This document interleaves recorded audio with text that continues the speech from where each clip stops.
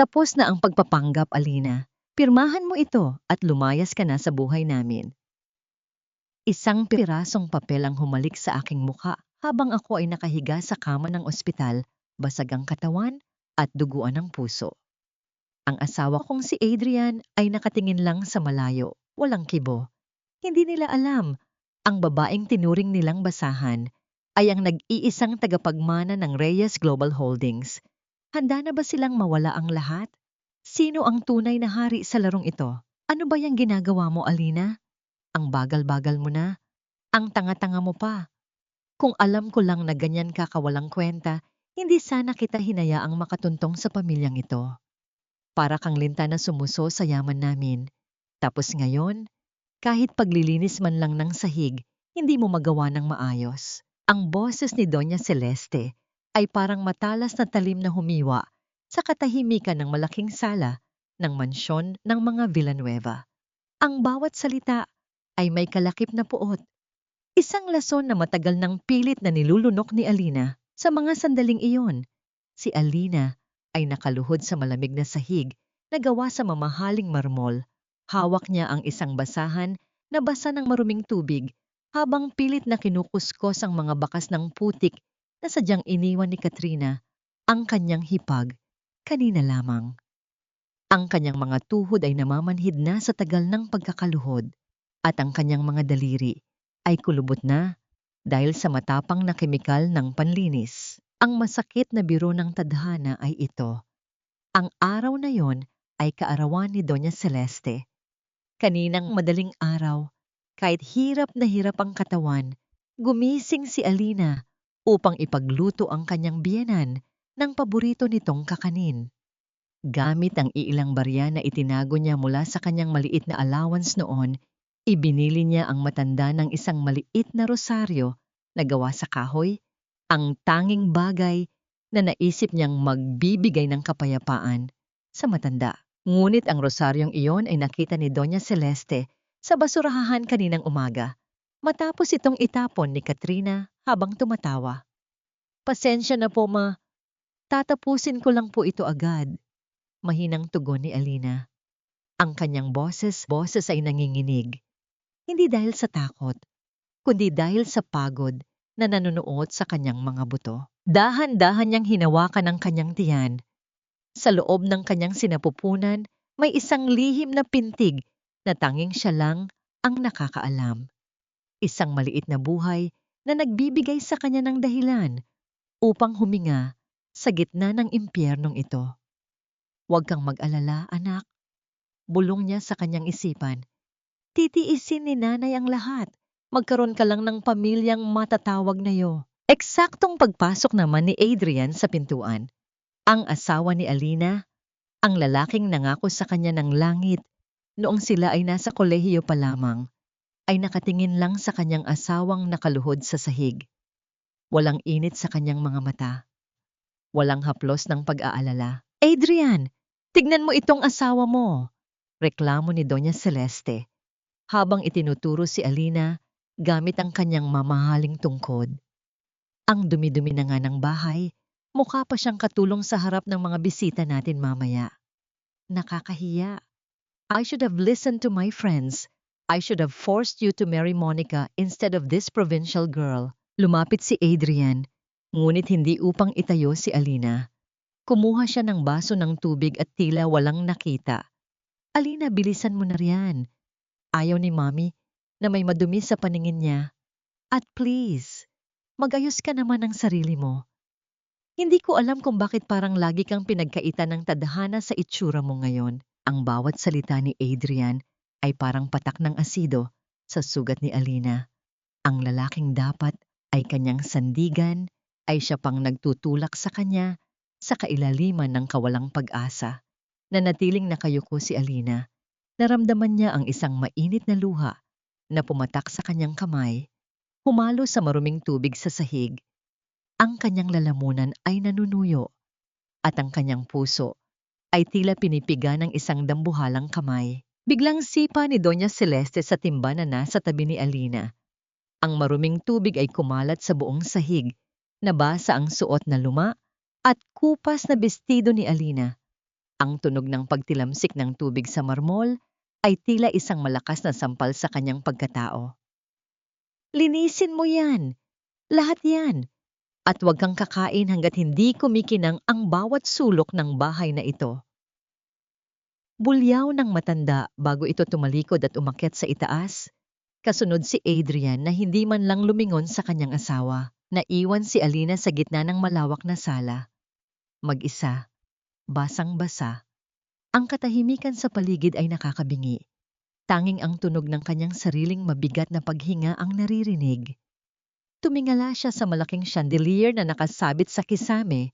Ang liwanag nito ay tila nangungutya sa kanyang kadiliman. Hanggang kailan? Hanggang kailan magiging sapat ang pag-ibig para tustusan ng ganitong klaseng sakit? Bakit ang tahanang dapat ay puno ng kalinga ay naging isang piitan na unti-unting pumapatay sa kanyang kaluluwa? Pikit mata niyang muling kinuha ang basahan habang pilit na pinupunasan ng sahig. Isang tanong ang paulit-ulit na humahampas sa kanyang isipan. Parang mga alon sa dalampasigan ng Davao na kailanman ay hindi naging tahimik. Kung malaman kaya nila kung sino talaga ako, magbabago kaya ang lahat? O sadyang ang pag-ibig ay isang kasinungalingan na tanging ang mga taong tulad ko lang ang naniniwala? Hindi alam ni Alina na sa labas ng mansyon, isang itim na sasakyan ang dahan-dahang huminto. Isang pares ng mga matang puno ng pangungulila at galit ang nakatingin sa direksyon ng bahay ng mga Villanueva. Huwag kang mangahas na lumapit sa akin, Alina. Amoy pawis at dumi ka. Nakakasuka ang hitsura mo at ayaw kong madungisan ang suot kong damit para sa pagsimba mamaya. Ang dumi ay para sa dumi at ang mahal ay para sa mahal. Ang tinig ni Doña Celeste ay kasing lamig ng hanging nanggagaling sa aircon ng kanyang malawak na kwarto. Habang sinasabi ito, dahan-dahan niyang isinusuot ang kanyang mamahaling belo na gawa sa Pranses na lace. Ang kanyang mukha ay puno ng pagkukunwari ng kabanalan. Sa kabilang dako, nakatayo si Alina malapit sa pinto. Bit-bit ang isang tray ng mainit na tsaa na kanina pa niya tinitiis ang hapdi sa kanyang mga kamay. Hindi siya nakatulog ng maayos. Ang buong gabi niya ay ginugol sa paglilinis ng mga kristal na dekorasyon na sadyang pinababa ng kanyang biyenan mula sa mga estante.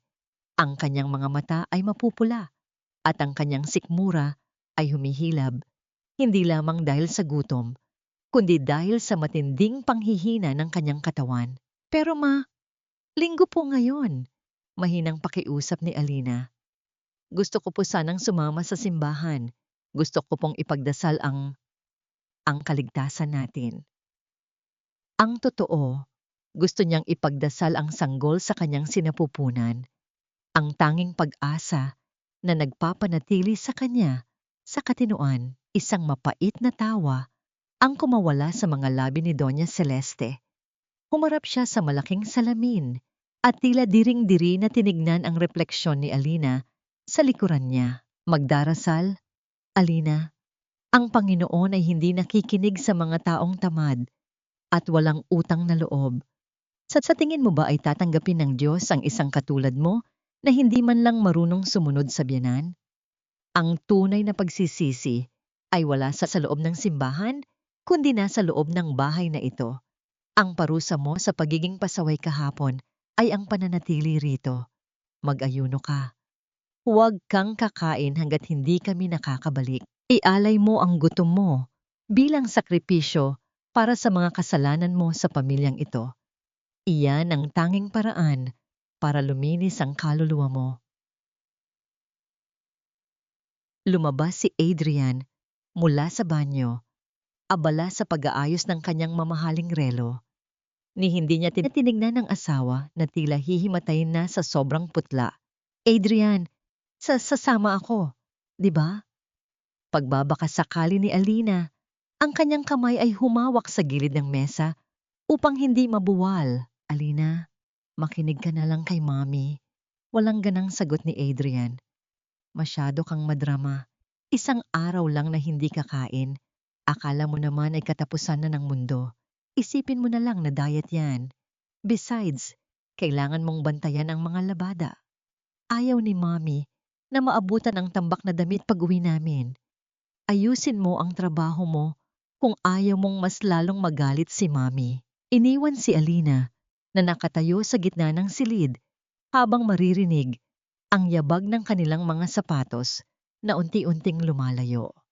Ang tunog ng pagsara ng pinto ng kanilang sasakyan sa labas ay parang isang pinal na hatol ng kamatayan para sa kanyang damdamin. Lumipas ang mga oras na tila mga dambuhalang pabigat na nakapatong sa balikat ni Alina. Ang sikat ng araw ay tumatagos sa mga bintana, ngunit walang init na nararamdaman ang kanyang nanlalamig na balat. Sinimulan niya ang paglalaba sa likod ng bahay. Ang tumpok ng mga kumot at mabibigat na kortina ay tila isang bundok na kailangan niyang lumaon ng mag-isa. Ang bawat kuskus niya sa tela ay sinasabayan ng mahihina at pigil na hikbi. Ang kanyang paningin ay nagdidilim sa tuwing siya ay yuyuko upang kumuha ng tubig sa malaking palanggana. Sa loob ng kanyang isipan, naririnig niya ang mga sermon ni Doña Celeste tungkol sa kabanalan, ngunit ang tanging nararamdaman niya ay ang malupit na hagupit ng kawalang katarungan. Kinuha niya ang isang basong tubig mula sa gripo, ang tanging bagay na pilit niyang itinatawid sa kanyang lalamunan upang huwag lamang tuluyang bumagsak. Habang tinitignan niya ang kanyang refleksyon sa tubig, nakita niya ang isang babaeng hindi na niya kilala.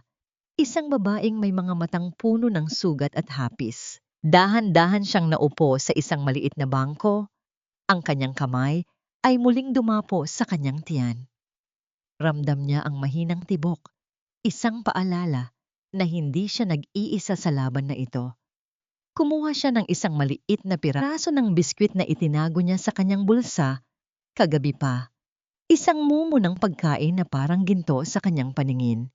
Sa bawat kagat niya, parang ninanamnam niya ang bawat segundo ng kanyang buhay na unti-unting ninanakaw ng pamilyang Villanueva. Nabalik ang kanyang diwa nang marinig niya ang malakas na tunog ng pagbukas ng tarangkahan.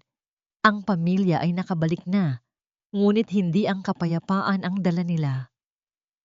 Alina, bakit hindi pa tapos ang mga kurtina? Anong ginagawa mo riyan? Nagpapakasarap ka na naman ba? Ang boses ni Katrina, ang kapatid ni Adrian, ay pumailan lang mula sa balkonahe.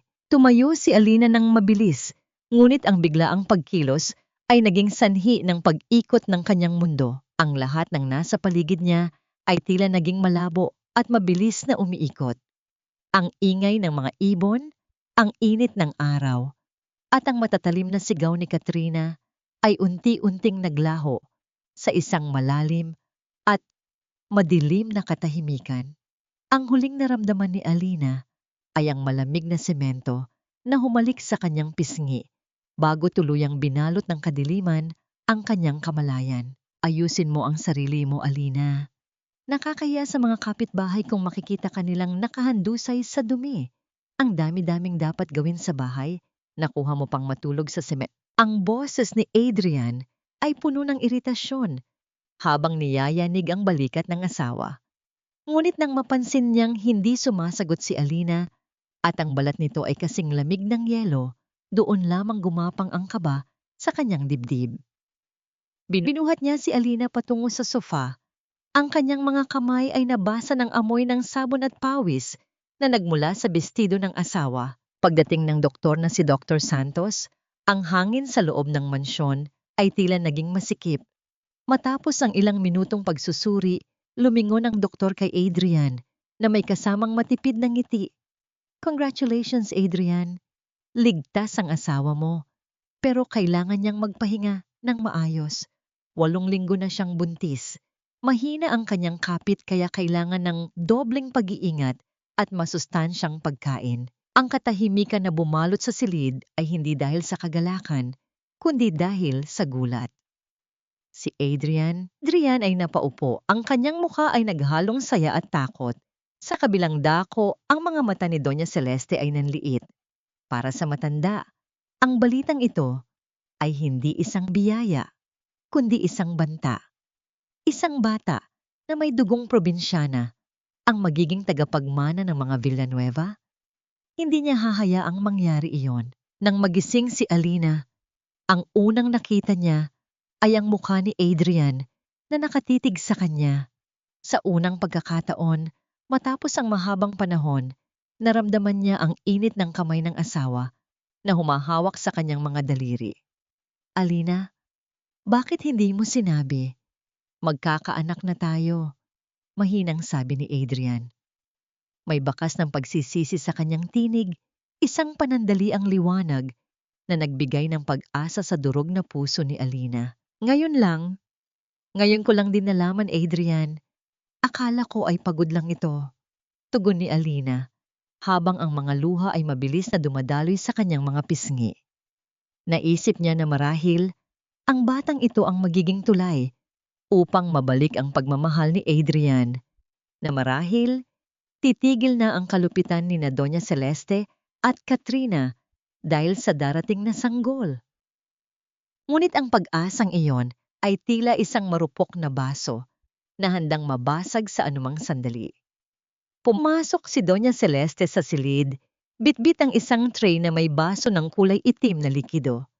Ang kanyang mukha ay may suot na maskara ng pag-aalala, isang pekeng ngiti na hindi man lang umabot sa kanyang matatalim na mata. Iya, pasensya ka na kung naging mahigpit ako sa iyo nitong mga nakaraang araw. Hindi ko alam na may dinadala ka na palang biyaya. Sabi ng matanda sa tono na tila isang maamong tupa. Uminom ka muna nito. Ito ay isang tradisyonal na pampakapit mula sa probinsya. Pinagawa ko ito kay Yaya Loring bago siya umalis para masiguro na magiging malakas ang apo ko. Tiningnan ni Alina ang baso. Ang amoy nito ay matapang at mapait. Tila isang babala na nagmumula sa kailaliman ng lupa. Tumingin siya kay Adrian na tila kampante na sa pagbabago ng kanyang ina. Inumin mo na yan, Alina, para sa baby natin. Gusto ni Mami na makabawi sa'yo. Paghimok ni Adrian, dahan-dahang itinaas ni Alina ang baso. Ang bawat paglapit nito sa kanyang mga labi ay tila isang hakbang patungo sa isang madilim na bangin. Habang nakatingin si Doña Celeste, may isang kislap ng tagumpay sa kanyang mga mata. Isang kislap na tanging ang isang mandaragit lang ang mayroon bago sumakmal ng biktima nang dampiin ng mapait na likido ang dila ni Alina. Isang matinding kilabot ang dumaan sa kanyang buong katawan. Ang kanyang sikmura ay biglang kumulo at ang kanyang instinct bilang isang ina ay nagsimulang sumigaw ng panganib. Ngunit bago pa niya maibaba ang baso, hinawakan ni Doña Celeste ang kanyang kamay. Pinipilit siyang ubusin ang huling patak. Sige lang, Hija, ubusin mo para sa ikabubuti nating lahat. Huwag mong kakalimutan, Alina, na kung hindi dahil sa amin, baka nagnanaknak na ang mga sugat mo sa kalsada. Utang mo sa pamilyang ito ang hiningang ginagamit mo ngayon. Kaya huwag kang mag-inarte na parang ikaw ang dehado rito. Ang mga salitang yon ni Doña Celeste ay tila mga anino na laging sumusunod kay Alina kahit sa loob ng kanyang panaginip. Matapos niyang inumin ang mapait na likido, nakaramdam siya ng bahagyang pagkirot sa kanyang sikmura. Ngunit ang mas matinding sakit ay ang timbang ng utang na loob na nakakadena sa kanyang mga paa. Habang nakahiga sa kama, tila bumalik ang kanyang gunita sa isang maulang gabi 5 taon na ang nakalilipas. Sariwa pa sa kanyang alaala ang amoy ng basang aspalto at ang nakakasilaw na ilaw ng isang rumaragasang sasakyan. Noon ay isang simpleng estudyante lamang siya sa Davao. Walang muwang sa lupit ng mundo. Isang malakas na kalabog ang yumanig sa kanyang mundo at ang huli niyang natatandaan ay ang bisig ni Adrian na binuhat siya palayo sa nagliliyab na sasakyan. Ligtas ka na! Bulong ni Adrian noon habang ang ulan ay humahalo sa dugo sa kanyang muka. Iyon ang simula ng lahat. Ang akala ni Alina ay isang fairy tale ang kanyang pinasok. Inisip niya na si Adrian ang kanyang knight in shining armor na nagligtas sa kanya mula sa kamatayan. Dahil sa pangyayaring iyon, ibinigay ni Alina ang lahat.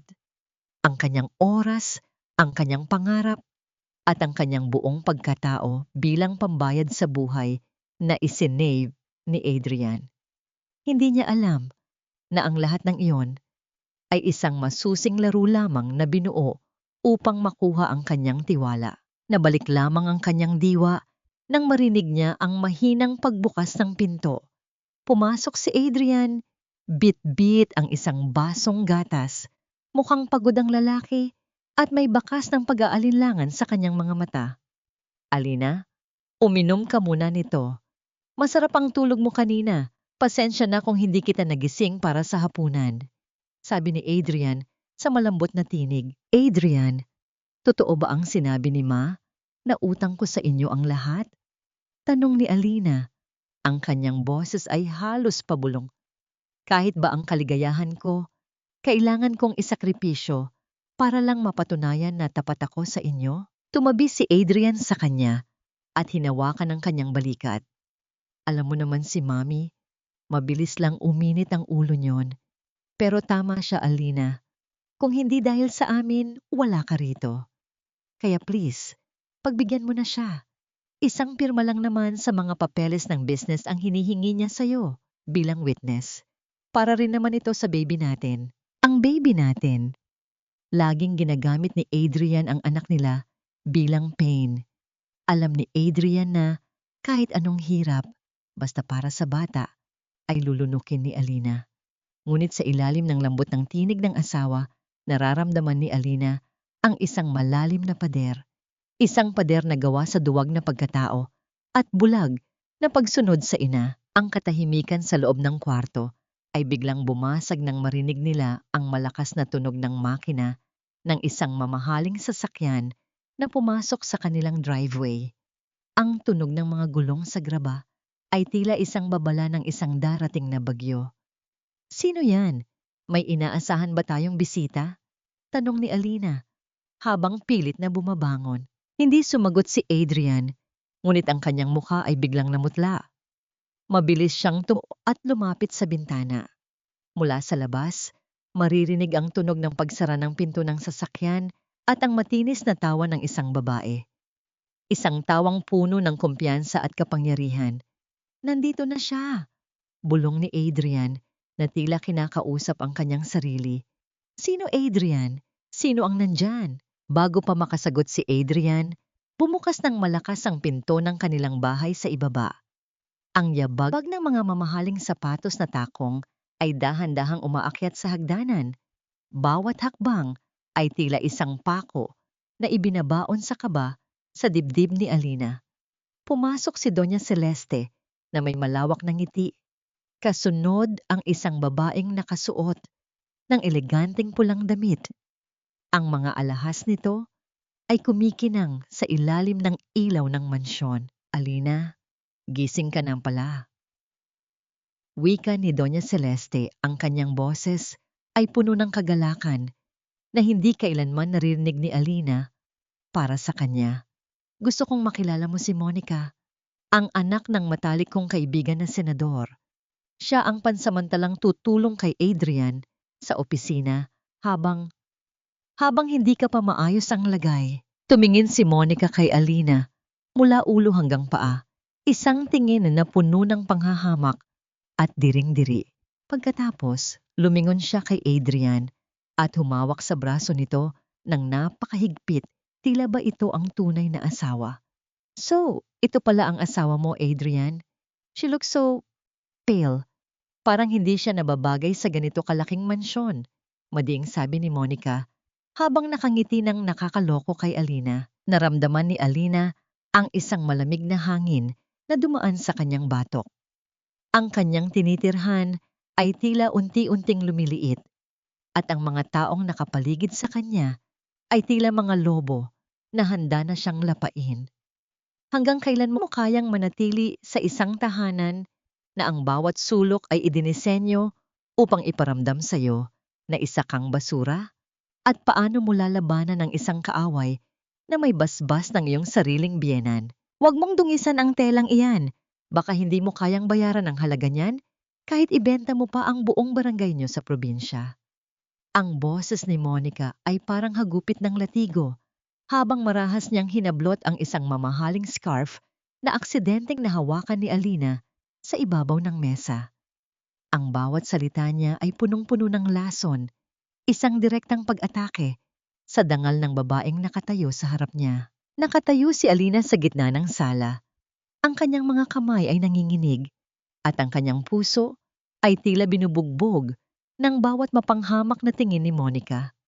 Sa sarili niyang tahanan, pakiramdam ni Alina ay siya ang estranghero, ang basahan na hindi nararapat na humalo sa mga mamahaling palamuti ng mga Villanueva. Monica, pasensya ka na.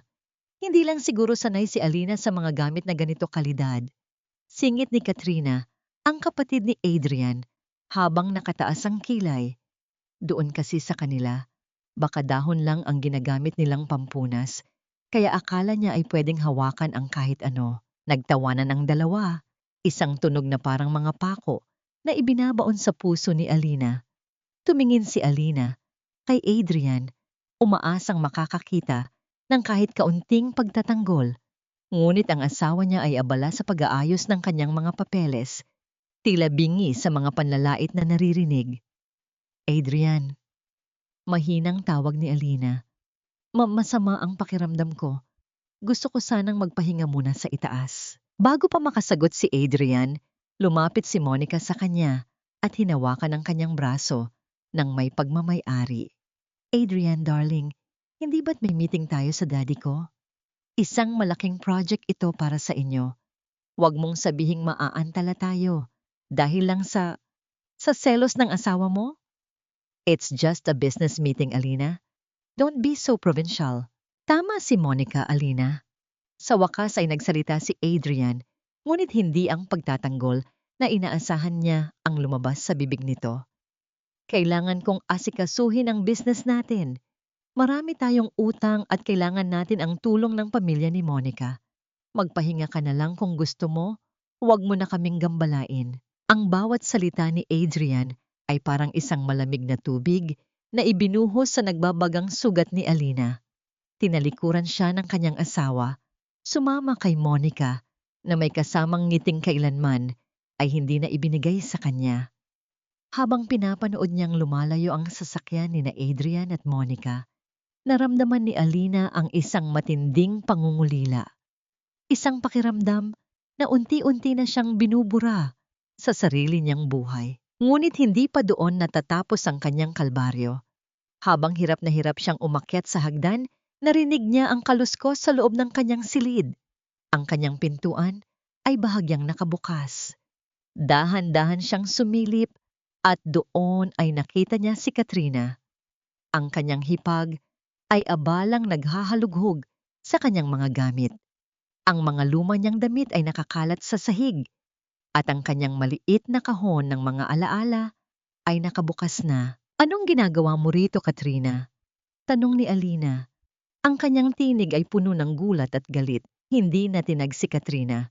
Sa halip, lumingon ito nang may nakakalokong nangiti habang hawak ang isang lumang litrato na matagal nang itinatago ni Alina sa ilalim ng kanyang mga damit. Isang litrato ng isang lalaking may awtoridad at kapangyarihan, si Don Rafael Reyes.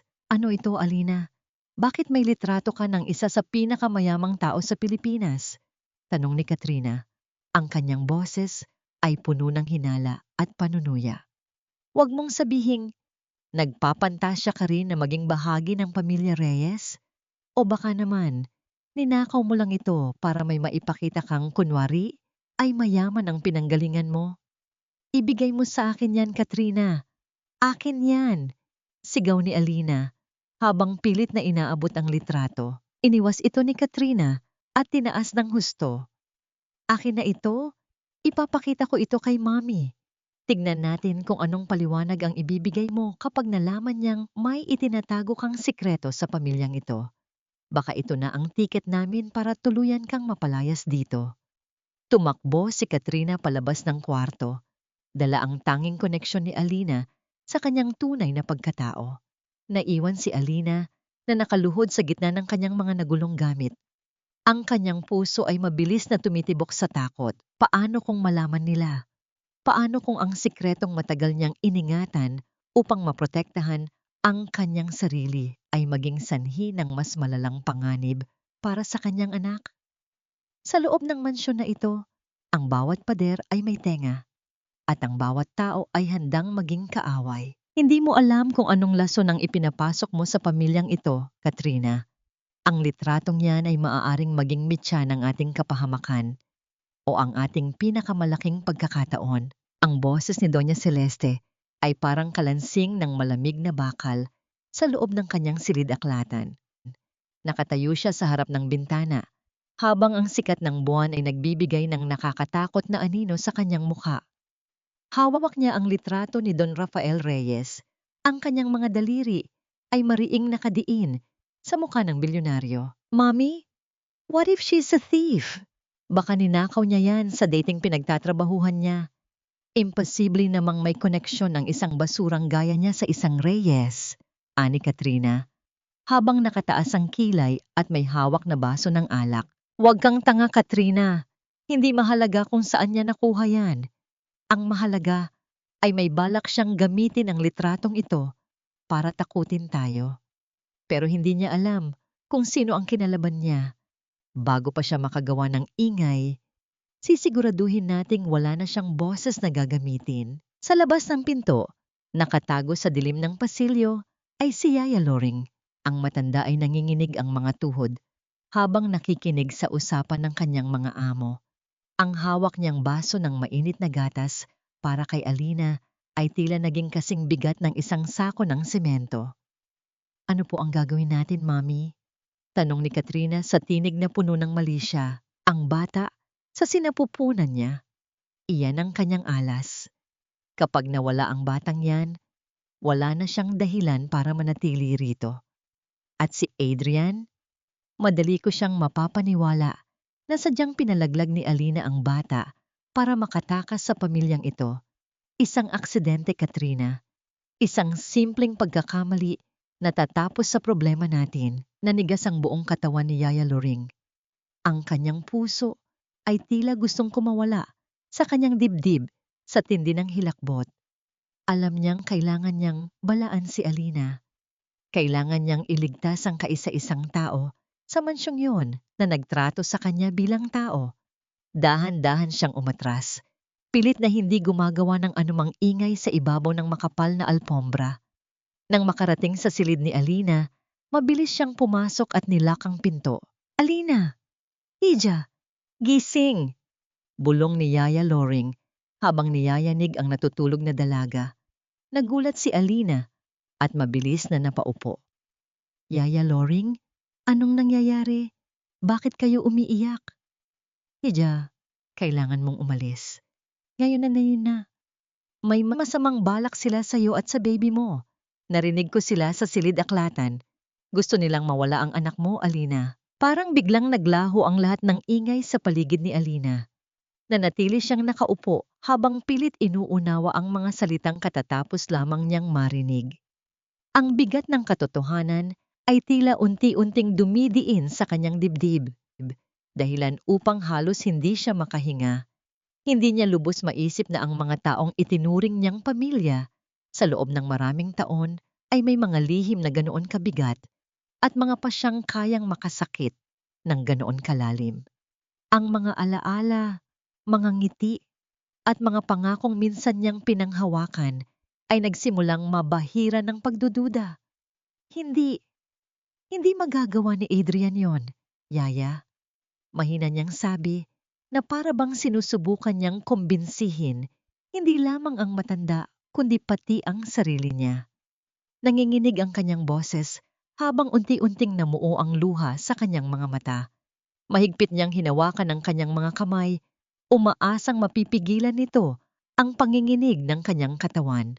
Ngunit habang binabalikan niya ang mga pangyayaring matagal niyang hindi pinansin, dahan-dahang nabubuo sa kanyang isip ang posibilidad na may mga katotohanang hindi niya kailanman nakita o marahil ay pinili niyang huwag makita dahil masyadong masakit tanggapin. At sa sandaling iyon, unang beses niyang naramdaman ang takot na baka ang mundong pinaniwalaan niyang ligtas at totoo ay isa lamang maingat na itinagong ilusyon. Wala si Adrian doon, Hija. Ang mami niya at si Katrina lang.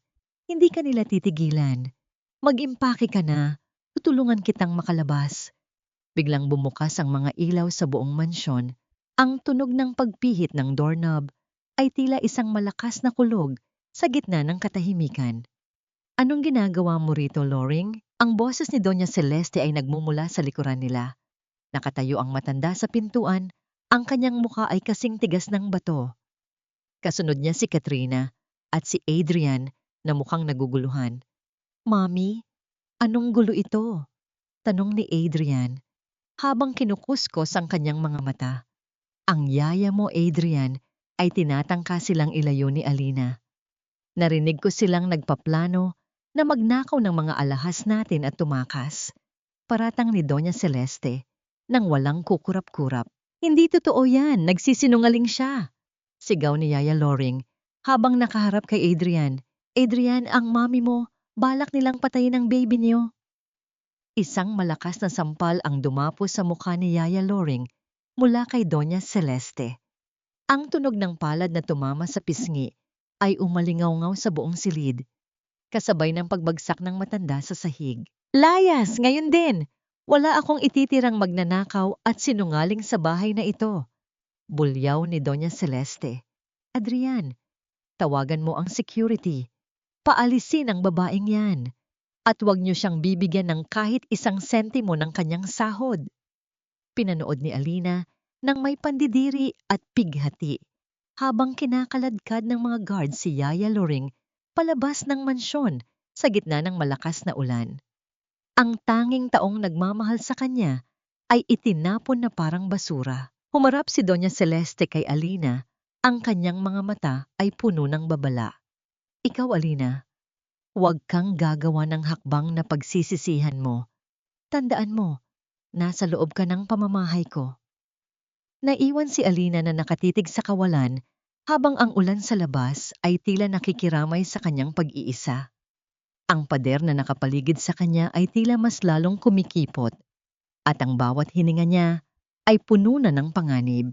Hindi ko na alam kung alin ang mas mabigat, ang tray na puno ng mga basong kristal o ang pasakit na dahan-dahang dumudurog sa aking pagkatao. Sa gitna ng kumukutitap na mga ilaw ng mansyon at ang boses ng mga bisitang nagtatawanan, nakatayo si Alina sa isang sulok, nakasuot ng isang simpleng uniforme ng katulong.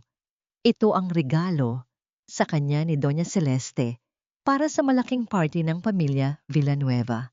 Sa halip na bilang asawa ng panganay na anak, ipinakikilala siya bilang isang malayong kamag-anak na kinupkop at ngayon ay nagsisilbi bilang tauhan sa loob ng bahay. Ang bawat hakbang ni Alina ay puno ng pag-iingat. Ang kanyang mga binti ay nanginginig dahil sa ilang oras na niyang pagtayo at ang kanyang tiyan ay tila kumukurot sa gutom at pagod. Ngunit sa tuwing magtatagpo ang kanilang mga mata ni Adrian, ang tanging nakikita niya ay ang pag-iwas ng tingin nito. Ang asawa niya ay abala sa pakikipag-usap sa mga mayayamang negosyante, suot ang kanyang pinakamagandang ngiti.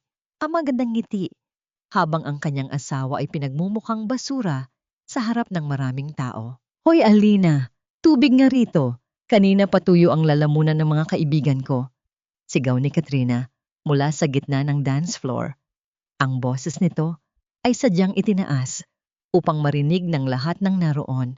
Dahan-dahang lumapit si Alina. Ang kanyang ulo ay nakayuko. Habang ibinibigay ang baso ng tubig, biglang iniusod ni Monica ang kanyang paa. Ang resulta ay ang pagkawala ng balanse ni Alina. Ang tray na hawak niya ay tumagilid at ang malamig na tubig ay tumalsik sa mamahaling pulang gown ni Monica. Ang tunog ng pagkabasag ng isang kristal na baso sa sahig ay tila isang hudyat ng paghinto ng buong mundo. Ang tawanan ay napalitan ng isang nakabibinging katahimikan. Oh my God! Ang gown ko! Tili ni Monica. Ang kanyang muka ay namumula sa galit. Adrian, tignan mo ang ginawa ng katulong niyo. This gown costs more than her life. Mabilis na lumapit si Adrian, ngunit sa halip na tanungin kung ayos lang ang asawa niyang buntis na muntik ng matumba, ay hinablot niya ang braso ni Alina ng napakahigpit. Alina, ano ba? Napakatanga mo naman. Isang gabi na nga lang nahihilingin kong maging maayos ka, hindi mo pa magawa. Asik ni Adrian sa mahinang tinig na puno ng puot. Papasensya na. Hindi ko sinasadya. Nadulas lang ako. Pabulong na sagot ni Alina. Ang mga luha ay nagsisimulang malabo ang kanyang paningin. Lumapit si Doña Celeste. Ang kanyang muka ay may suot na maskara ng kahihiyan para sa mga bisita. Pasensya na kayo everyone! Sadyang hindi talaga naturuan ng tamang asal ang babaeng ito bago namin kinuha sa probinsya. Adrian, dalhin mo yan sa kusina. Ayaw ko nang makita ang mukha niya rito. Ngunit bago pa makakilos si Adrian, lumapit si Katrina at hinawakan ang buhok ni Alina sa likuran. Ang biglaang sakit ay nagpadula sa isang impit na tili mula sa mga labi ng dalaga. Kailangan mong matuto, Alina. Sinira mo ang gabi ni Monica. Sinira mo ang reputasyon ng pamilya namin sa harap ng mga VIP guests. Bulong ni Katrina sa kanyang tenga, ang amoy ng alak ay nanunuot sa bawat salita nito. Kinaladkad ni Katrina si Alina palayo sa sala, patungo sa madilim na bahagi ng mansyon kung saan matatagpuan ang malaking hagdanan patungo sa ikalawang palapag. Ang bawat hakbang ni Alina ay puno ng pagmamakaawa, ngunit ang mga bisita ay bumalik na sa kanilang pakikipagkwentuhan, tila walang nakitang mali sa nangyayari. Nang makarating sila sa itaas na bahagi ng hagdan, binitawan ni Katrina ang buhok ni Alina nang may matinding puwersa. Hinarap niya ang dalaga. Ang kanyang mga mata ay nanlilisik sa dilim. Dito tayo, Alina. Dito kita tuturuan kung saan ang lugar mo sa bahay na ito. Akala mo ba dahil buntis ka, ay untouchable ka na? You are nothing but a mistake in this family. Napaatras si Alina. Ang kanyang kamay ay mahigpit na nakakapit sa handrail ng hagdan. Sa ibaba, nakikita niya ang matutulis na dulo ng mga marmol na baitang. Ang kanyang puso ay tumitibok ng napakabilis, isang babala ng panganib na hindi pa niya kailanman naramdaman. Katrina, please, ang baby ko, huwag ngayon. Pagmamakaawa ni Alina, ang kanyang boses ay nanginginig sa matinding takot. Isang nakakatakot ng ngiti ang sumilay sa mga labi ni Katrina. Dahan-dahan siyang humakbang palapit. Ang kanyang mga kamay ay dahan-dahang itinaas upang itulak ang huling depensa ni Alina. Goodbye, little mistake, bulong ni Katrina. Ang huling nakita ko ay ang malademonyong ngiti ni Katrina bago tuluyang nawala ang lupa sa ilalim ng aking mga paa.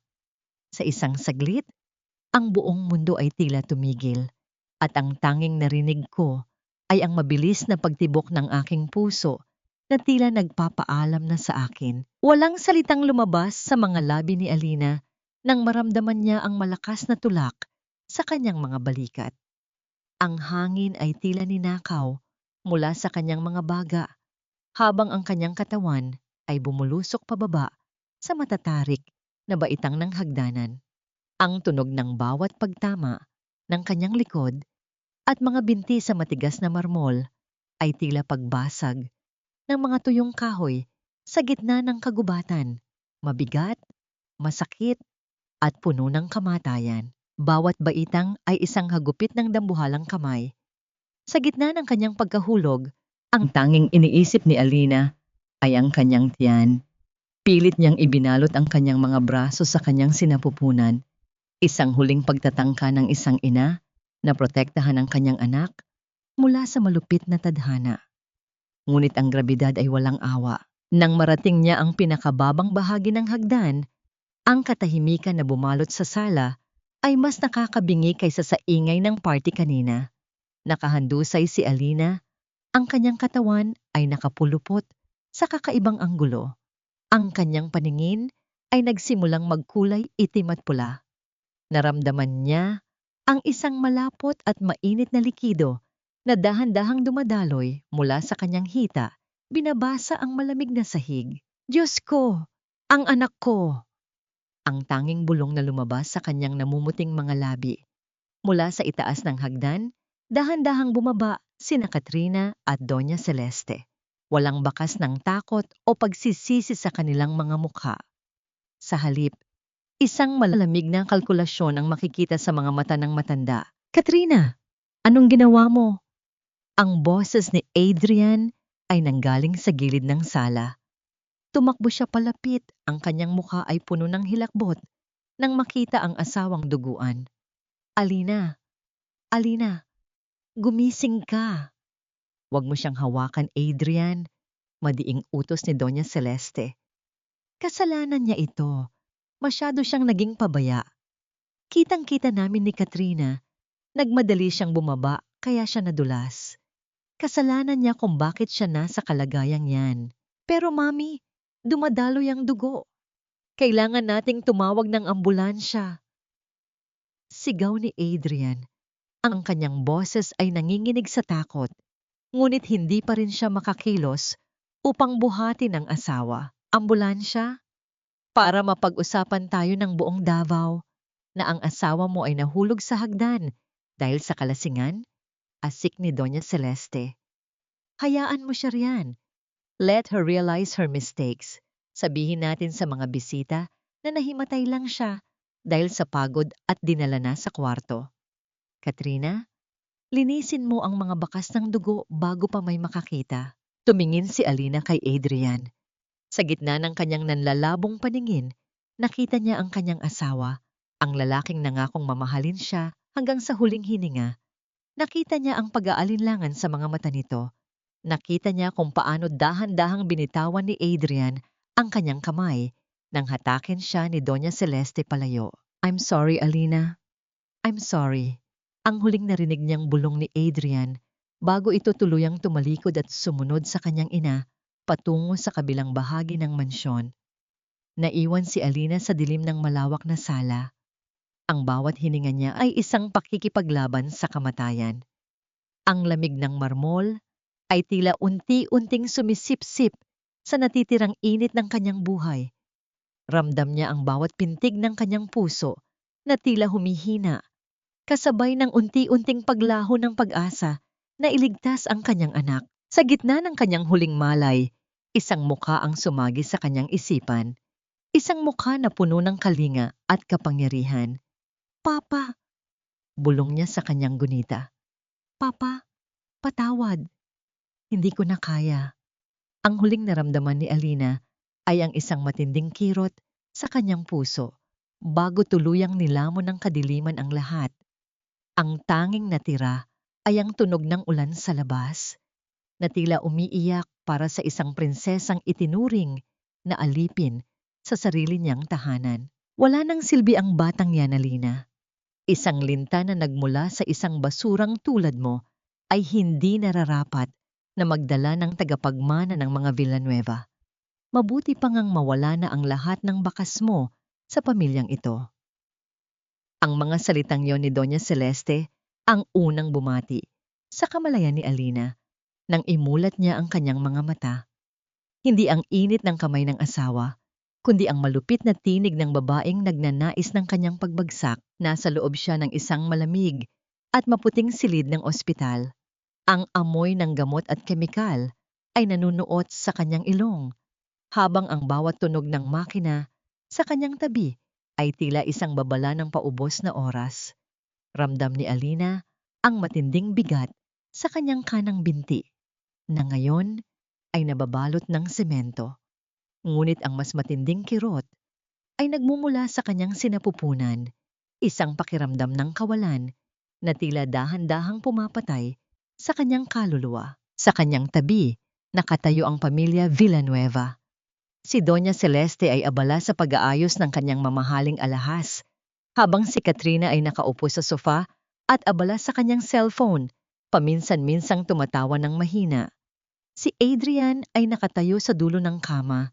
Ang kanyang mga mata ay nakaiwas, tila hindi kayang tignan ang pinsalang idinulot ng kanyang sariling pamilya. Adrian, ang anak natin, pabulong na tanong ni Alina.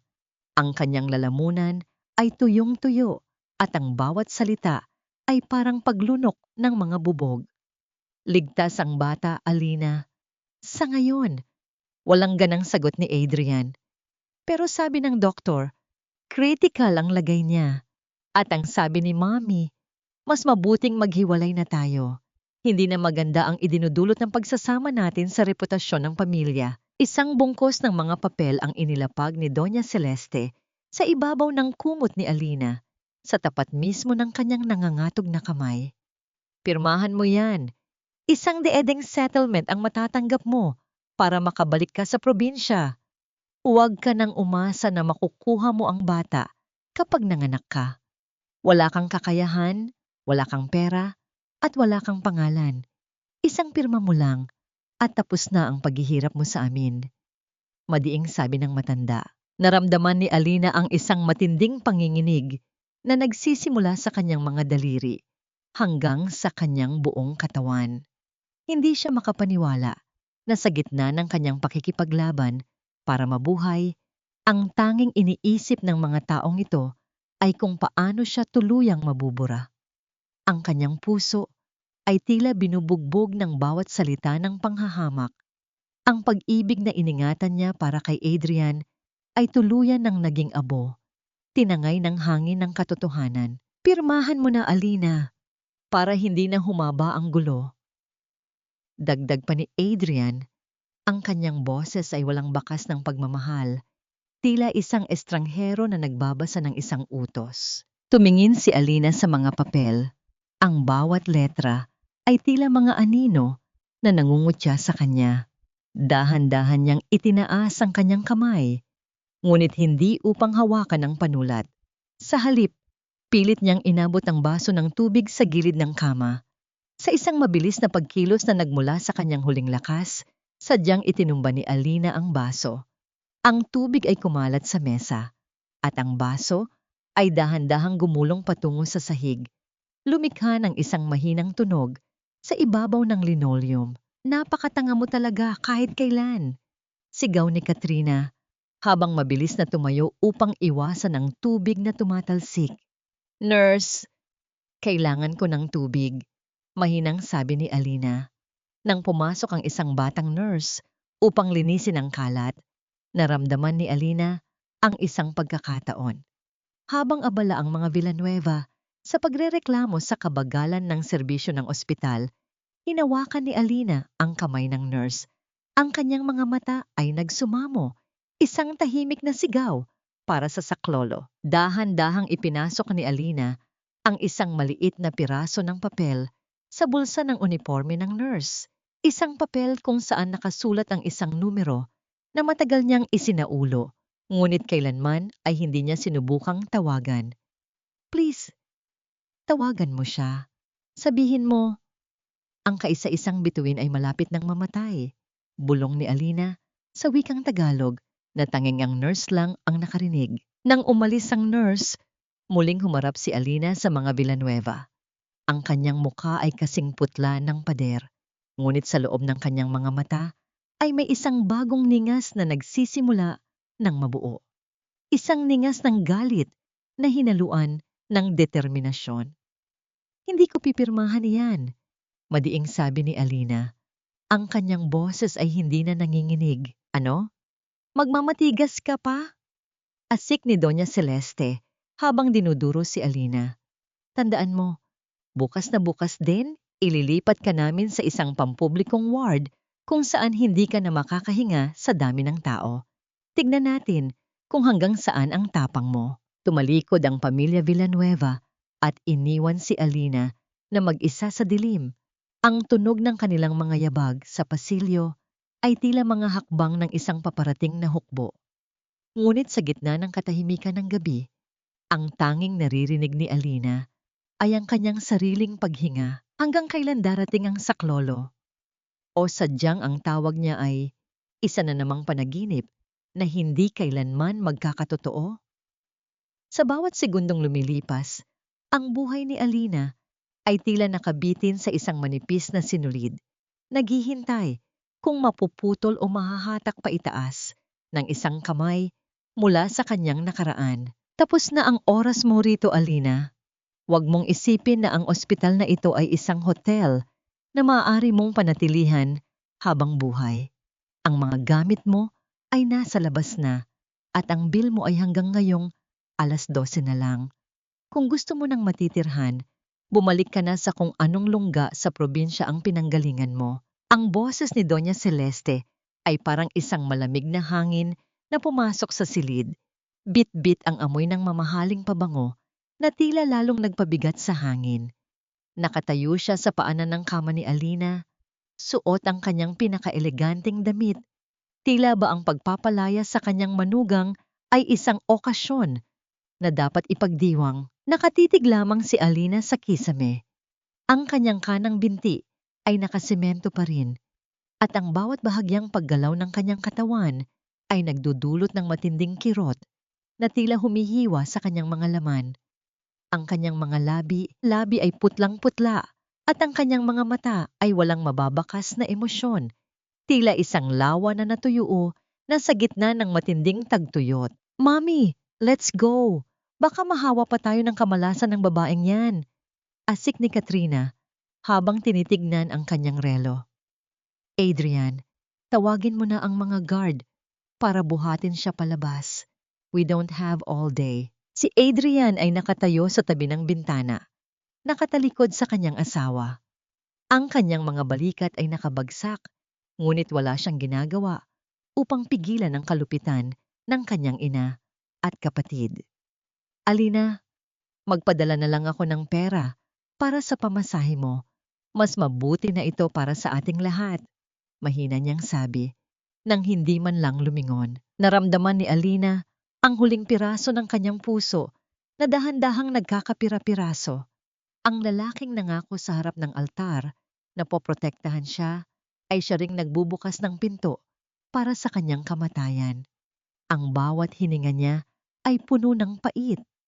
Sa loob ng kanyang isipan, ang mga alaala ng kanilang masasayang sandali ay tila mga anino na dahan-dahang nilalamon ng dilim. Eksaktong pagbukas naman ng pinto ng silid, ngunit hindi ang mga guard ng ospital ang pumasok. Ang chief of hospital, si Dr. Gonzales, ay pumasok na may kasamang dalawang lalaking nakasuot ng itim na suit at may mga earpiece. Ang kanilang tindig ay kasing tigas ng pader at ang kanilang mga mata ay kasing talim ng agila. "Excuse me, what is the meaning of this?" Taas noong tanong ni Doña Celeste. "Pinapatawag namin ang security para ilabas ang babaeng ito." "Bakit kayo ang nandito, Doctor?" Hindi sumagot si Dr. Gonzales sa matanda. Sa halip lumapit siya sa kama ni Alina at yumukod ng napakababa. Isang kilos na nagpatahimik sa buong silid. "Pasensya na po sa paghihintay, Senyora Alina," wika ng doktor sa isang tinig na puno ng paggalang at takot. "Inilipat na po ang inyong pangalan sa pribadong medical wing ng Reyes Global Holdings. Ang inyong ama ay narito na." Ang pangalang Reyes Global Holdings ay tumama sa pandinig ng mga Villanueva na parang isang malakas na kulog. Ang mukha ni Doña Celeste ay biglang namutla habang si Katrina ay napabitaw sa kanyang cellphone. Si Adrian ay mabilis na humarap. Ang kanyang mga mata ay nanlaki sa gulat. Mula sa pasilyo, maririnig ang tunog ng sunod-sunod na mga yapag ng sapatos na tila isang martsa ng isang hukbo. Ang bawat hakbang ay nagbibigay ng kakaibang bigat sa sahig ng ospital. Sa labas ng bintana, makikita ang mahabang linya ng mga itim na SUV na nakaparada sa tapat ng main entrance. Ang mga blinker nito ay nagbibigay ng pulang liwanag sa paligid. Dahan-dahang bumukas ang pinto ng malawak. Isang lalaking nasa kanyang huling bahagi ng 50 ang pumasok. Ang kanyang tindig ay nagpapakita ng kapangyarihan na kayang magpabagsak ng mga korporasyon sa isang kumpas lang ng kamay. Si Don Rafael Reyes, walang sinabi ang matanda habang naglalakad patungo sa kama ni Alina. Ang kanyang mga mata, na karaniwang kasing tigas ng bakal, ay biglang lumambot at napuno ng luha nang makita ang kalagayan ng kanyang nag-iisang anak. Dahan-dahan niyang hinawakan ang kamay ni Alina at hinalikan ito. "Patawad, anak. Patawad kung hinayaan kitang magdusa ng ganito," bulong ni Don Rafael sa isang tinig na puno ng pighati. Lumingon si Don Rafael sa pamilya Villanueva. Ang lambot sa kanyang mga mata ay biglang napalitan ng isang nakamamatay na galit. Ang hangin sa loob ng silid ay tila naging yelo sa tindi ng presensya ng matanda. Sir, Don Rafael, may pagkakamali lang po marahil, nauutal na sabi ni Doña Celeste, habang pilit na kinukuha ang kanyang boses na tila nagtago sa kanyang lalamunan. Si Alina po ay aming pinakamamahal na manugang. Isang mapait na ngiti ang sumilay sa mga labi ni Don Rafael. Humakbang siya palapit sa matanda at ang bawat galaw niya ay tila isang mandaragit na papalapit sa kanyang biktima. Pinakamamahal? Wika ni Don Rafael sa isang mahinang boses, ngunit punong-puno ng banta. Nakita ko ang mga pasa sa katawan niya. Alam ko ang bawat sampal at bawat pag-alipusta na ginawa niyo sa kanya. Alam ko ang nangyari sa hagdanan ng mansyon niyo. Tumingin si Don Rafael kay Adrian na ngayon ay nanginginig ang buong katawan. Pagkatapos, muli niyang hinarap si Doña Celeste. Ang kanyang boses ay umalingaw-ngaw sa buong silid, kasing talim ng isang hatol mula sa langit. Kaya mo bang bayaran ang bawat patak ng dugo ng anak ko? Kaya mo bang tapatan ang bawat luhang ibinuhos niya dahil sa kalupitan niyo? Ang katahimikan na sumunod ay nakakabingi. Ang mga Villanueva ay tila mga estatwa na hindi makahinga sa tindi ng takot. Sa gitna ng lahat, dahan-dahang tumingin si Alina sa kanyang asawa, isang huling tingin na puno ng pamamaalam. Bago ang pinto ng silid, ay muling isara ng mga bodyguard ni Don Rafael.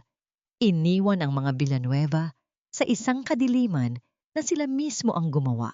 Hindi maaari. May pagkakamali ang bangko. Paanong nangyaring lahat ng accounts ng Villanueva Supermarkets ay biglang na-freeze? Isang gabi lang ang lumipas, Adrian. Isang gabi lang. Ang boses ni Doña Celeste ay pumailan lang sa loob ng mamahaling opisina ng ospital. Ngunit sa pagkakataong ito, wala na ang dating awtoridad. Ang kanyang tinig ay nanginginig sa takot, at ang kanyang mga kamay na dati ay abala sa pag-alipusta kay Alina ay ngayon ay mahigpit na nakakapit sa kanyang designer bag na tila ba ito na lamang ang natitirang piraso ng kanyang mundo. Sa labas ng pinto, ang katahimikan ng VIP wing ng Reyes Global Medical Center ay tila isang malalim na karagatan. Payapa ngunit puno ng panganib.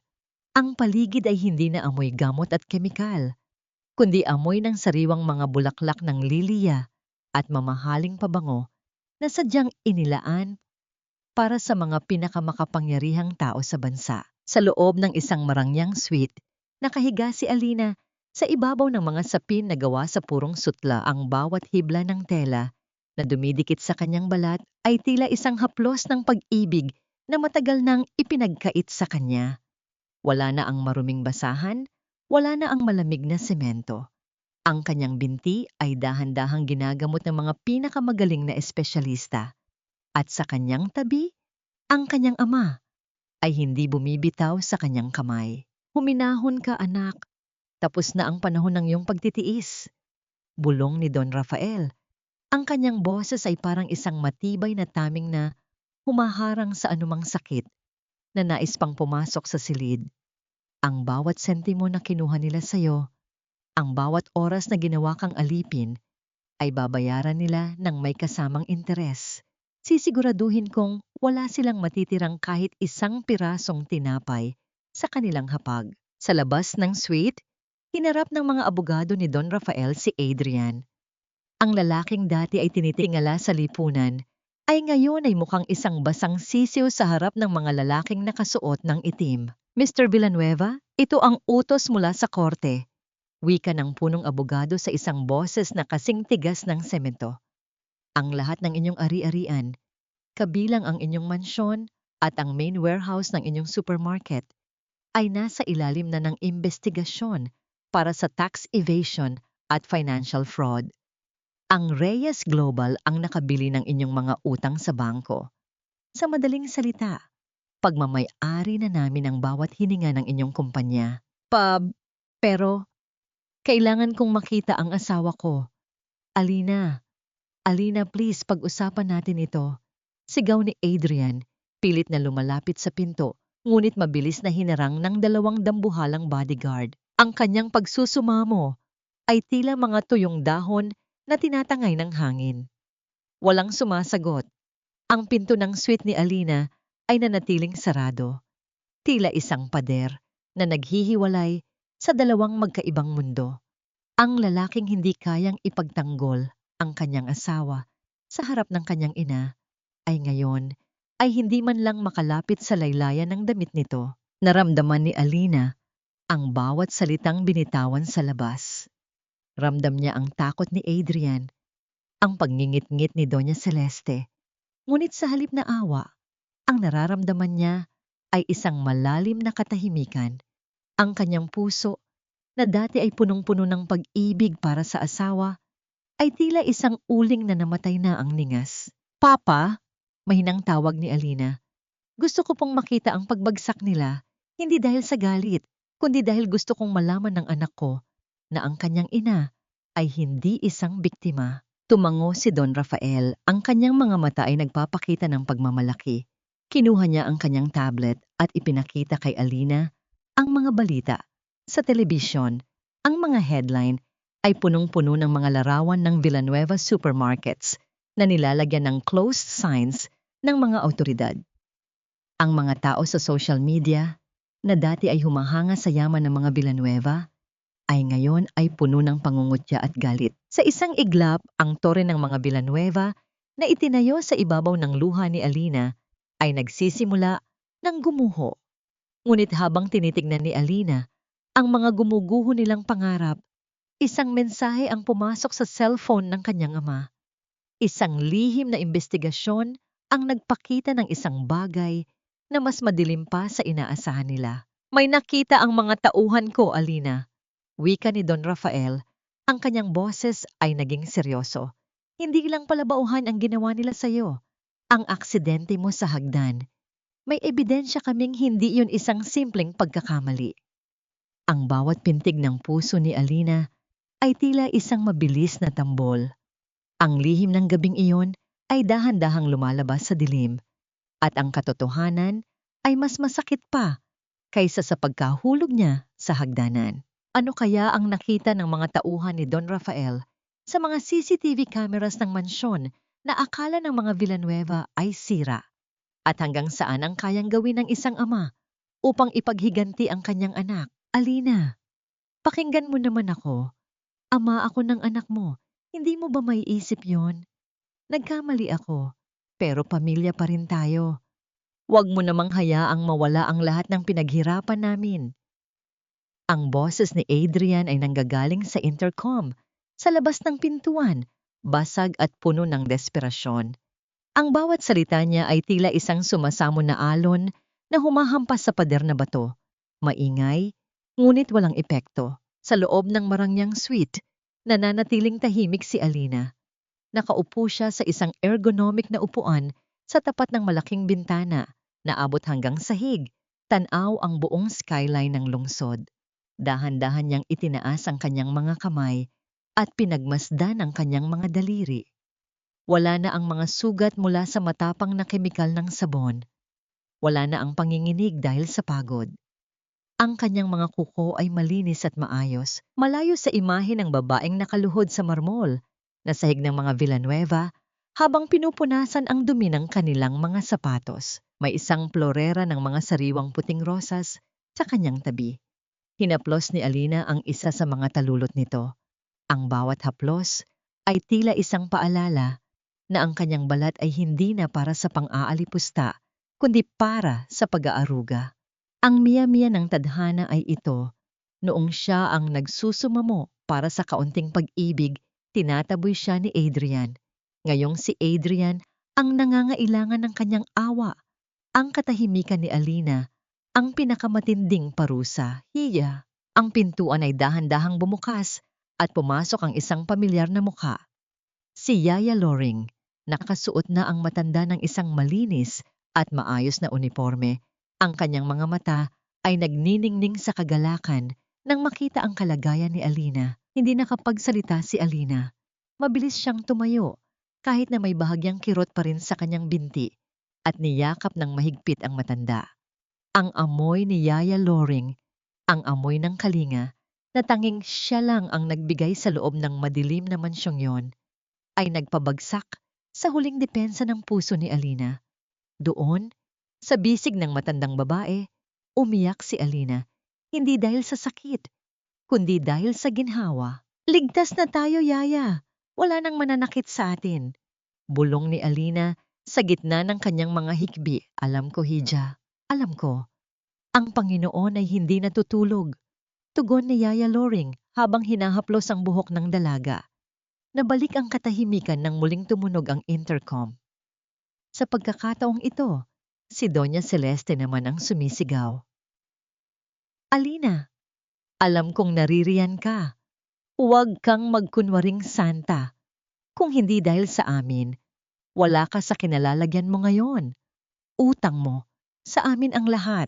Isang mapait na ngiti ang sumilay sa mga labi ni Alina. Lumakad siya patungo sa salamin at tinitigan ang kanyang refleksyon. Ang babaeng nakikita niya ay hindi na ang Alila na laging nakayuko. Ang kanyang mga mata ay may ningning na ng isang tunay na tagapagmana ng mga reyes, matalino, matapang, at hindi na muling magpapaapi. Kinuha ni Alina ang remote ng monitor na nakakabit sa labas ng kanyang pinto. Pinindot niya ang button upang makita ang mga Villanueva sa hallway. Nakikita niya si Doña Celeste na namumula ang mukha sa galit, habang si Adrian ay nakaluhod sa tapat ng pinto, tila isang rebulto ng pagsisisi.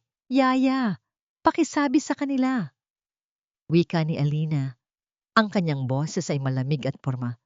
Ang utang na loob na sinasabi nila ay matagal ko nang nabayaran ng sarili kong dugo sa hagdanan ng bahay nila.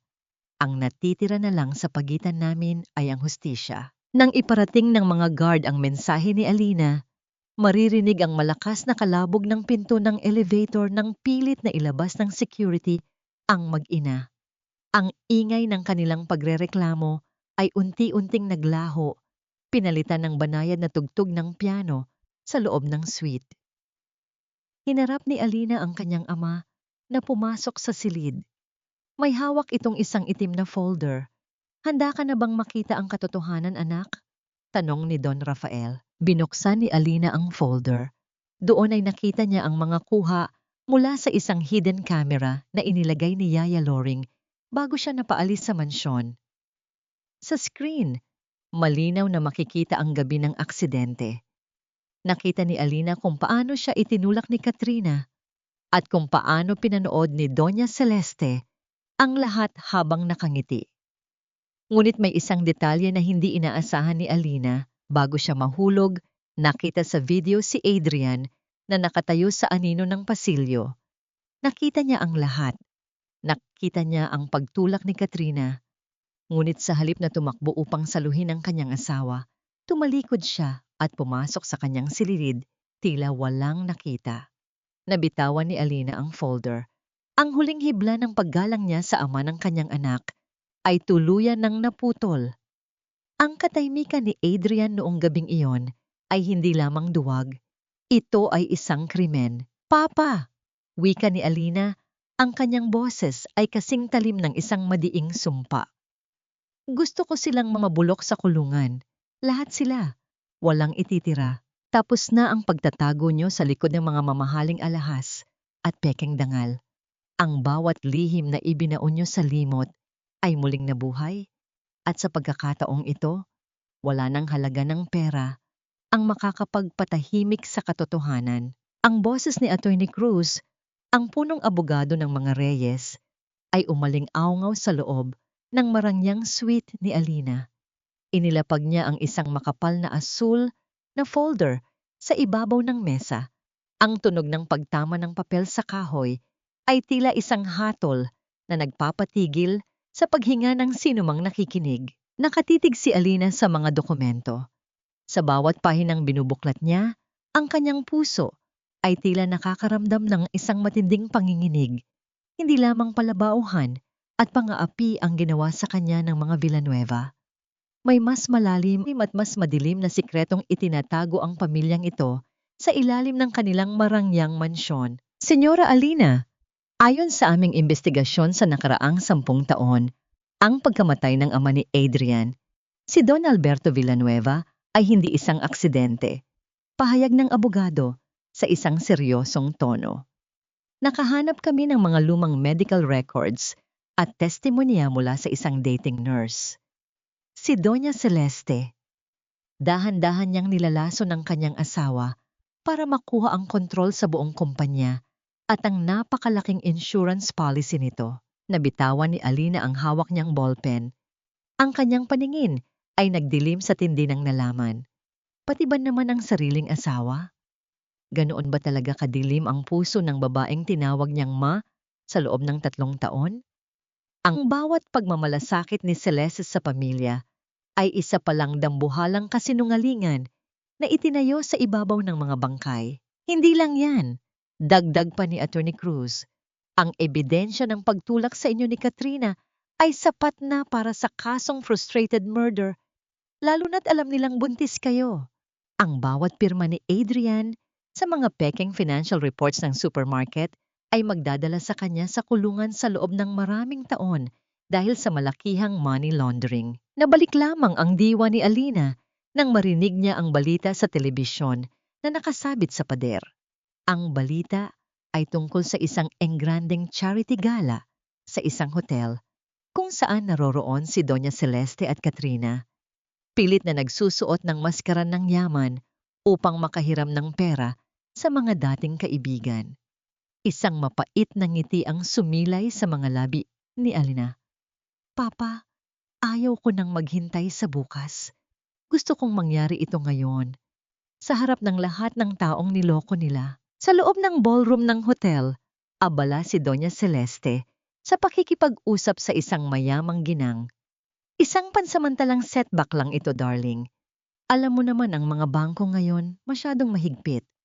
But everything is under control. Ngunit ang kanyang mga salita ay naputol nang ang malalaking pinto ng ballroom ay bumukas ng malakas. Hindi ang mga waiter ang pumasok, kundi isang pangkat ng mga pulis na may kasamang mga National Bureau of Investigation agents. Kasunod nila ay si Don Rafael Reyes na naglalakad ng may autoridad at sa kanyang tabi ay si Alina. Nakatayo si Alina ng tuwid. Suot ang isang asul na damit na gawa sa seda na nagpapakita ng kanyang lumalaking tiyan. Ang kanyang muka ay walang bakas ng kahinaan. Ang lahat ng mata sa loob ng ballroom ay nakatuon sa kanya. Ang babaeng dati ay tinuring na alila. Ngayon ay naglalakad na parang isang reyna. Celeste Villanueva, Katrina Villanueva at Adrian Villanueva. Ang boses ng lead investigator ay umalingaw-ngaw sa buong hall. Pinalitan ng musika ng isang nakakabinging katahimikan. Kayo ay nasa ilalim ng pag-aresto para sa mga kasong frustrated murder, financial fraud, at sa pagbubukas muli ng investigasyon sa pagkamatay ni Don Alberto Villanueva. Ang tunog ng mga posas na isinasara sa mga kamay ni Katrina ay tila isang malakas na sampal sa buong lipunan na naroroon.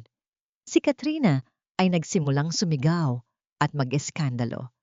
Habang si Doña Celeste ay nanigas, ang kanyang mukha ay naging kasing putla ng kanyang mga perlas. Lumapit si Alina kay Doña Celeste. Tinitigan niya ang matanda ng diretso sa mga mata. Walang galit, walang sigaw. Ang katahimikan ni Alina ang naging pinakamatalim na sandata. Ang bawat patak ng luha ko na pumatak sa sahig niyo, Celeste, ay nagbunga na ngayon. Mahinang sabi ni Alina. Hindi kayo makakalabas sa madilim na kulungan na kayo mismo ang gumawa. Habang kinakaladkad sila palabas ng hotels sa harap ng mga kumukutitap na flash ng mga kamera ng media, nakita ni Alina si Adrian na nakatayo sa isang sulok, nakaposas na rin. Ang asawa niya ay umiiyak, pilit na humihingi ng tawad sa pamamagitan ng kanyang mga mata. Ngunit tumalikod si Alina. Ang kanyang huling tingin ay inilaan niya sa kanyang ama, na ngayon ay nakahawak sa kanyang balikat. Ang hangin sa labas ng hotel ay tila mas masarap lang hapin, at ang bawat pintig ng kanyang puso ay puno na ng kalayaan. Ngunit sa kabila ng tagumpay na ito, isang tawag ang natanggap ni Don Rafael mula sa ospital. Isang balita tungkol sa kalagayan ng bata sa sinapupunan ni Alina na muling magpapayanig sa kanyang bagong mundong binuo. Tignan mo ang iyong mga kamay, Celeste. Ang mga kamay na dati ay puno ng diamante ay ngayon ay puno na ng kalawang ng rehas na ito. Akala mo ba ay habang buhay kang magiging reyna sa isang palasyong itinayo mo sa ibabaw ng mga bangkay? Ang tinig ni Alina ay hindi sumisigaw, ngunit ang bawat salita niya ay umaalingaw sa malamig at amoy amag na visiting room ng kulungan. Nakaupo siya sa likod ng makapal na salamin, suot ang isang puting blusa na nagpapakita ng kanyang kabuuan, isang babaeng malaya, makapangyarihan at malinis. Sa kabilang dako, si Doña Celeste ay nakasuot ng kupas na uniforme ng preso. Ang kanyang buhok na dati ay laging maayos ay ngayon ay gulo-gulo at ang kanyang mga mata ay nanlalalim sa puyat at takot. Isang mapait na tawa ang kumawala sa mga labi ng matanda. Akala mo ba ay tapos na ito, Alina? Isang basura ka pa rin sa paningin ko. Kahit isuot mo pa ang lahat ng sutla sa mundo, mananatili kang alila na nanggaling sa putikan. Ang putikang sinasabi mo ay ang lugar kung saan ako natutong lumaban. Mahinahong sagot ni Alina, samantalang ikaw, Celeste, ang yaman mo ang naging sarili mong bilangguan. Ang bawat sentimong ninakaw mo sa iyong asawa, ang bawat lason na ibinigay mo sa kanya, ay unti-unti nang bumabalik sa iyo. Alam mo ba ang balita? Ang mansyon niyo sa Davao ay isa ng abandonadong gusali. Binili na yon ng kumpanya ni Papa at gagawin namin itong isang shelter para sa mga biktima ng bauhan, mga babaeng tinuring mong basura. Narinig ang malakas na kalabog ng kamay ni Celeste sa salamin. Ang tunog ng kanyang pagwawala ay agad-agad na inaksyonan ng mga gwardiya na humawak sa kanyang mga balikat. Ngunit bago siya mailabas, isang pamilyar na tinig ang narinig mula sa gilid. Mami, tulungan mo ako. Ayaw ko rito. Ang dumi-dumi ng selda at ang papangit ng mga kasama ko. Sigaw ni Katrina habang kinakaladkad din patungo sa kabilang silid. Ang kanyang mga kuko na dati ay laging nakamanicure ay ngayon ay putol-putol at madumi. Ang kanyang mukha ay puno ng luha ng self-pity, hindi ng tunay na pagsisisi. Pinanood ni Alina ang pagbagsak ng dalawang babaeng nagpahirap sa kanya. Walang galak sa kanyang puso, kaisa-isang katahimikan lamang. Sa huling bahagi ng kanyang pagbisita, lumapit ang isang lalaki na may mga matang wala ng buhay. Si Adrian. Hindi siya nakakulong sa parehong selda, ngunit ang kanyang hitsura ay tila isang taong matagal nang patay ang kaluluwa. Lumapit siya sa salamin at dahan-dahang idinampi ang kanyang palad dito, tapat sa kinalalagyan ng kamay ni Alina. Alina, patawarin mo ako. Bulong ni Adrian. Ang kanyang boses ay garalgal. Naging duwag ako. Pinanood ko ang lahat at wala akong ginawa. Akala ko ay pinoprotektahan ko ang pamilya natin. Pero ako pala ang sumisira nito. Tiningnan ni Alina ang kanyang asawa, ang lalaking minsan niyang inisip na magiging katuwang sa pagpapalaki ng kanilang anak. Ang pagpatawad, Adrian, ay hindi isang salita na basta-basta lang ibinibigay. Ito ay pinaghihirapan. Ngunit sa pagkakataong ito, ibibigay ko sa iyo ang kalayaan mo. Inilabas ni Alina ang mga dokumento ng lihon na pinalna at aprobado na ng korte. Iniharap niya ito sa salamin. Wala na tayong ugnayan. Ang batang ito ay magdadala na ng apelyidong Reyes. Lalaki siyang alam na ang kanyang ama ay isang anino na hindi kailanman natutong tumayo para sa katotohanan. Narinig ang mahinang hikbi ni Adrian. Ang tunog ng kanyang pagsisisi na huli na ang lahat. Tumayo si Alina at tumalikod. Ang tunog ng kanyang mga takong sa sementong sahig ay tila isang martsa patungo sa isang bagong simula. Habang naglalakad siya palabas ng presinto, naramdaman niya ang isang biglaang paninigas sa kanyang tiyan. Isang matinding kirot na hindi niya pa kailanman naramdaman. Napahawak siya sa pader. Ang kanyang hininga ay naging mabilis at mababaw. Alina? Anong nangyayari? Tanong ni Don Rafael na mabilis na sumaklo sa kanya. Papa, ang baby, parang ayaw na niyang maghintay, mahinang sabi ni Alina, habang ang pawis ay nagsisimulang mabuo sa kanyang noo. Sa gitna ng sikat ng araw sa labas ng kulungan, ang takot at kaba ay muling bumalik. Ngunit sa pagkakataong ito, hindi siya mag-isa. Ang tunog ng sirena ng ambulansya na mabilis na paparating ay tila isang awit ng pag-asa. Ang huling narinig ni Alina bago siya isakay sa sasakyan ay ang boses ng kanyang ama. Kumapit ka, anak. Konti na lang. Makikita na natin ang bagong bukas. Ngunit sa loob ng delivery room, ang mga doktor ay nagkakagulo.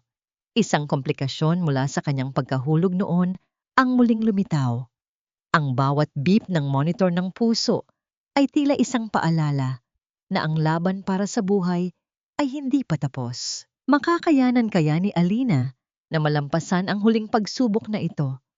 O ang kanyang tagumpay laban sa mga Villanueva ay magiging kapalit ng kanyang sariling buhay at ng kanyang anak? Hindi ko na alam kung nasaan ang hangganan ng sakit at ng panibagong buhay. Ang bawat hininga ko ay parang pakikipagbuno sa isang dambuhalang alon na pilit akong nilulunod sa ilalim ng puting liwanag ng delivery room. Nakalubog si Alina sa gitna ng isang matinding labanan. Ang bawat pintig ng kanyang puso ay umaaling-awngaw sa kanyang mga tenga. Tila isang mabilis na tambol na nagpapaalala sa kanya na paubos na ang oras. Ang mga ilaw sa kisame ay tila mga bituin na sumasayaw at ang mga boses ng mga doktor at nurse ay naging malabo at malayong mga bulong. Ramdam niya ang malamig na pawis na dumadaloy sa kanyang noo at ang kanyang mga kamay ay mahigpit na nakakapit sa gilid ng kama. Ang kanyang mga kuko ay tila ibinabaon sa bakal sa tindi ng hirap. Senyora Alina, huwag po kayong bibitiw. Isang huling pagkakataon na lang po. Isipin niyo ang inyong anak. Ang boses ng doktor ay tila nanggagaling sa kabilang panig ng isang mahabang lagusan. Sa gitna ng kanyang paghihirap, tila bumalik sa kanyang gunita ang bawat sampal, bawat pag-alipusta at ang malamig na marmol na hagdanan kung saan siya itinapon ng pamilyang Villanueva. Ang lahat ng sakit na yon ay nag-ipon-ipon sa kanyang dibdib, ngunit hindi na ito galit. Ito ay naging isang matinding puwersa, isang lakas na nagmumula sa kailaliman ng kanyang pagiging ina. Hindi ako susuko o may bulong niya sa kanyang sarili. Hindi kita hahayaang mawala, anak. Tayong dalawa ang mananalo sa laban na ito. Sa isang huling iglap ng lakas na tila nanggaling pa sa langit, naramdaman ni Alina ang isang matinding pag-agos ng enerhiya. At pagkatapos, ang katahimikan ng silid ay biglang bumasag. Isang matinis at malakas na iyak ang pumailanlang sa buong delivery room. Isang tinig na puno ng buhay, isang tinig na nagpapahayag ng tagumpay laban sa lahat ng kalupitan ng mundo. Nabalik ang diwa ni Alina nang maramdaman niya ang isang mainit at maliit na katawan na inilapag sa kanyang dibdib.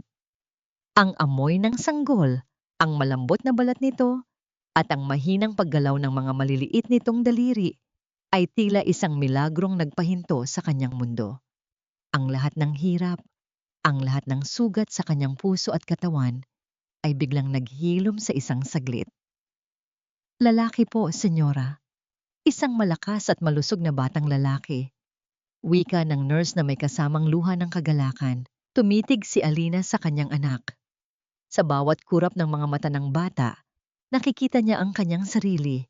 Isang bagong simula na wala ng bahid ng apelyidong Villanueva. Ang batang ito ay isang Reyes, ang tagapagmana ng isang imperyong itinayo, hindi sa takot, kundi sa katatagan. Kumusta ang anak ko, Papa?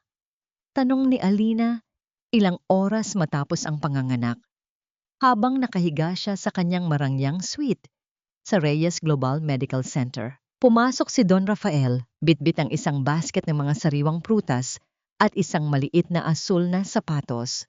Ang matanda ay tila nabawasan ng 10 taon sa kanyang mukha dahil sa kagalakan. Ang iyong anak ay ang pinakagwapong sanggol sa buong bansa, Alina. At huwag kang mag-alala, ang lahat ay maayos na. Iniabot ni Don Rafael ang isang tablet kay Alina. Sa screen, makikita ang balita tungkol sa tuluyang pagbagsak ng Villanueva Holdings. Ang kanilang mga ari-arian ay isa-isa ng isinusubasta at si Adrian ay nakitang formal nang tinatanggalan ng lisensya bilang isang board member. Sa kabilang dako, ang balita ay nakatuon na ngayon sa The Return of the Reyes Princess na naglalarawan kay Alina bilang simbolo ng pag-asa para sa lahat ng kababaihang nakaranas ng pang-aapi. Ang hustisya ay hindi lamang nakukuha sa loob ng korte, anak. Wika ni Don Rafael habang hinahaplos ang buhok ni Alina. Nakukuha rin ito sa pamamagitan ng pagbangon at pagpapakita sa mundo na hindi kanila kayang sirain. Ngunit sa kabila ng kagalakan, may isang anino pa ring nananatili sa isipan ni Alina. Alam niyang sa labas ng mga pader ng ospital, ang mga Villanueva ay naghihirap. Ngunit paano niya titiyakin na ang kanyang anak ay lalaking may puso at dangal, malayo sa lason ng kanyang pinanggalingan? Isang huling desisyon ang kailangang gawin ni Alina, isang desisyon na tuluyang puputol sa nakaraan at magbubukas ng pintuan para sa isang kinabukasan na puno ng tunay na kaligayahan. Ang dagat ng Davao ay tila isang malaking salamin na sumasalamin sa gintong liwanag ng bukang liwayway. Ang banayad na tunog na ng mga alon na humahalik sa pampang ay nagsisilbing oyayi sa isang umagang puno ng katahimikan. 3 taon na ang lumipas mula nang ang bagyo ay humagupit sa buhay ni Alina. At sa bawat paghinga niya ngayon, wala na ang amoy ng lason ng mansyon ng mga Villanueva, kundi ang sariwang samyo ng kalayaan at bagong pag-asa. Nakatayo si Alina sa balkonahe ng kanilang rest house sa tabing dagat. Hawak ang isang tasa ng mainit na kape. Ang kanyang anyo ay hindi na ang babaeng laging nakayuko at may mga matang puno ng takot. Ngayon, ang kanyang tindig ay matatag. Ang kanyang buhok ay hinahayaan niyang tangayin ng hangin at ang kanyang mga mata ay may ningning na ng isang babaeng nahanap na ang kanyang tunay na halaga. Bilang vice-presidente ng Reyes Global Holdings, natutunan niyang pamunuan ang libu-libong tao. Ngunit ang pinakamalaking tagumpay niya ay ang pamunuan ang sarili niyang puso palayo sa dilim. Mama! Look! I found a big shell! Ang tinig na yon, na kasing linaw ng kristal, ay nagmula sa buhanginan. Ang munting si Rafaelito, na 3 taong gulang na ngayon, ay tumatakbo patungo sa kanya. Ang bata ay may mga mata ni Alinago, puno ng kuryosidad at saya. Kasunod nito ay si Don Rafael na kahit may edad na ay masigla pa ring nakikipaglaro sa kanyang apo.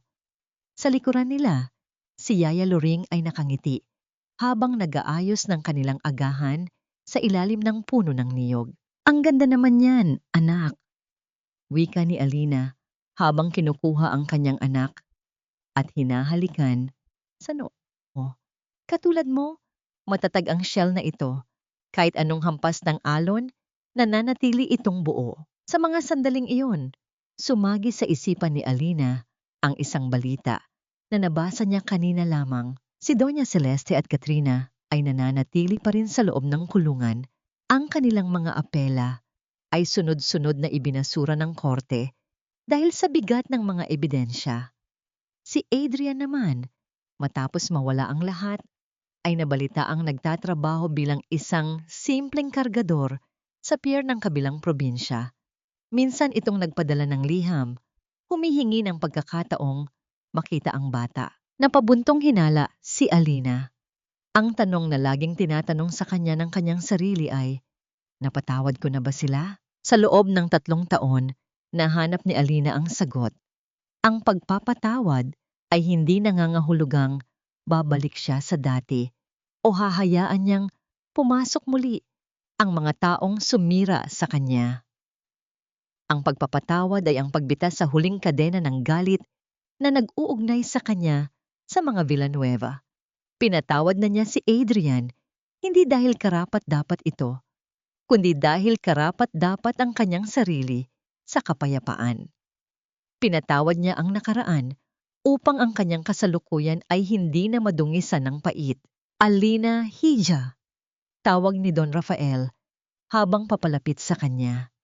May meeting tayo sa board mamayang hapon para sa bagong foundation na itatayo natin para sa mga single mothers. Handa ka na ba? Lagi akong handa, Papa. Sagot ni Alina ng may ngiti.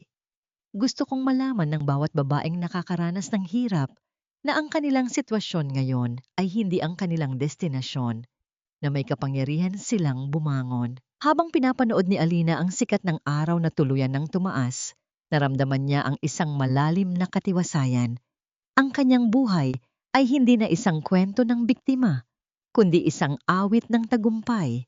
Natutunan niya na ang tunay na yaman ay hindi matatagpuan sa mga bank accounts o mga mansyon, kundi sa katapangan na mahalin ang sarili at protektahan ang mga taong mahalaga sa iyo. Ang sugat sa kanyang binti mula sa pagkahulog sa hagdan ay nag-iwan ng isang manipis na pilat, ngunit para kay Alina, ito ay isang medalya ng karangalan, isang paalala na minsan siyang nadapa, ngunit mas matayog siyang bumangon.